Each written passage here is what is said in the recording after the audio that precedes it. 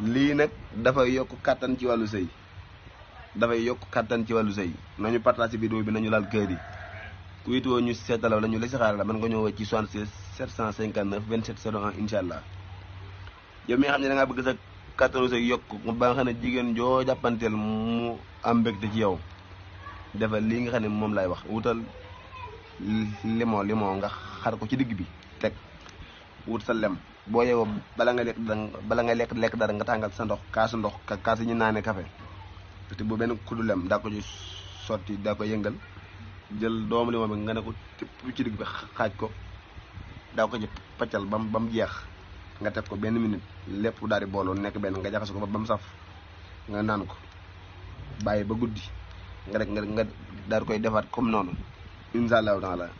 dana yokk sa kàttan ba nga mel ni nga bëgg ci kàttanu suñu borom incha allahu taala maa leen ko baaxee addiyee suñ tubaay